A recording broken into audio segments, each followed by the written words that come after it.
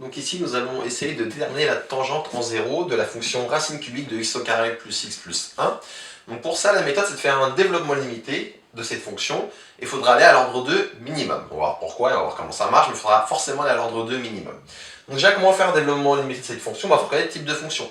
La racine cubique, je vous laisse réfléchir, c'est comme une fonction puissance, j'espère que vous l'aviez. Et puissance combien, la racine cubique? Je vous laisse un peu de temps aussi. Puissance 1 tiers. Donc, du coup, ce qu'on va faire, c'est on va appliquer. Hop. Ici, je vais mettre les formules de cours ici de ce côté, je pense que j'aurai assez de place. Hop. Donc, ce qu'on veut, c'est le développement limité. Donc d'abord, fonction puissance, 1 plus x puissance alpha. Je vous rappelle ce que ça vaut. Ça vaut 1 plus alpha x. Et on va s'arrêter à l'ordre 2. Plus alpha moins 1 sur 2 x au carré. Plus petit o de x au carré. D'accord? Donc ça, je rappelle comment ça s'obtient. C'est en faisant la dérivée successive. Quand vous dérivez une première fois ça, il y a un alpha qui sort. Et ça fait puissance alpha moins 1. Vous dérivez une deuxième fois, il y a un autre alpha moins 1 qui sort, pardon, ça fait alpha fois alpha moins 1. Et sur 2, c'est parce que ça vient dans la formule de développement limité. La formule de Taylor, vous avez ici factoriel 1, factoriel 2, factoriel 3, etc. Ici, cette formule, on va donc l'appliquer avec alpha qui vaut 1 tiers. Donc je prends alpha égale 1 tiers.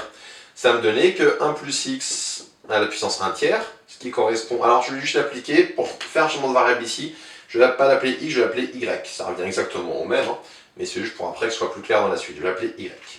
Donc 1 plus y à la puissance 1 tiers, si j'applique la formule, ça donne donc 1 plus 1 tiers de x, plus, faisons le calcul de tête, donc alpha vaut 1 tiers.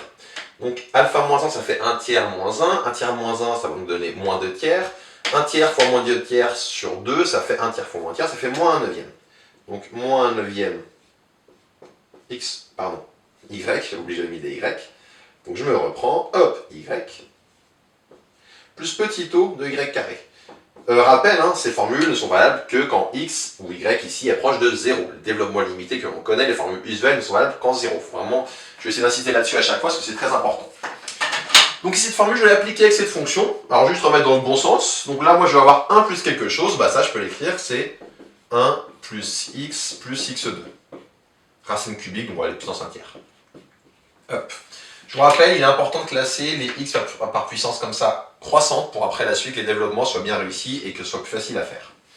Donc ici, on va appliquer la formule qui est là, avec y qui vaut ce qui est après le 1. Qu'est-ce que j'ai après le 1? J'ai x plus x au carré. Donc ça, je l'appelle petit y. Et j'applique donc ma formule. Ça va donner égal. Donc j'ai un premier 1, plus 1 tiers facteur de... je remplace dans la formule y par x plus x2, donc ça va donner x plus x au carré, et après moins 1 neuvième, facteur de, je remplace y par x plus x au carré, donc x plus x au carré, plus petit o de, et là il faut réfléchir, donc petit o de quoi? Petit o de x plus x carré, le tout au carré. Et comme je l'avais déjà expliqué dans d'autres vidéos, ce qu'il faut pour les petits o, c'est garder la plus petite puissance. Donc là, quand je vais faire x plus x au carré, le tout au carré, la plus petite puissance qui va sortir, c'est x carré. Donc plus petit o de x au carré. Et là, j'ai donc un développement à l'ordre 2 de cette fonction f de x. Développement limité à l'ordre 2, pardon, en 0 de cette fonction f de x. Je finis mon développement limité. Donc égal 1 plus 1 tiers de, je ne vais pas mettre de parenthèse en premier temps, 1 plus 1 tiers de x plus 1 tiers de x2, vu que je développe ici, moins 1 neuvième. Et je vous rappelle, quand je vais développer mon carré, tous les termes qui dépassent, toutes les puissances qui sont strictement supérieures à 2, je les retire parce que je vais en développement limité à l'ordre 2. Donc ça va donner du moins 1 neuvième. Premier terme, ça va donner x au carré. Et le terme d'après, quand je développe mon carré, c'est le double produit. 2 fois x2.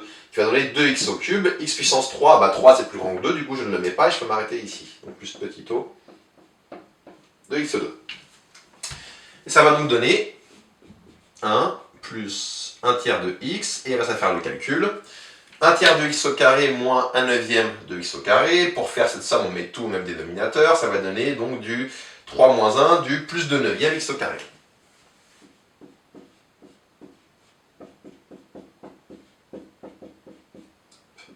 Donc ça, c'est le développement limité d'ordre 2 en 0 de la fonction f de x qui est donnée ici.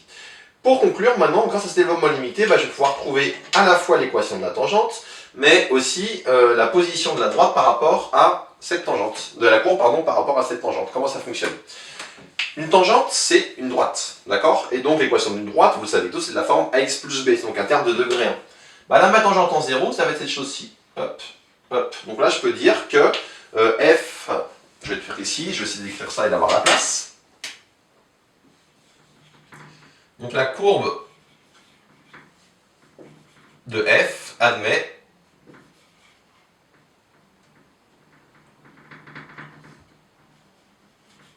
une tangente en 0.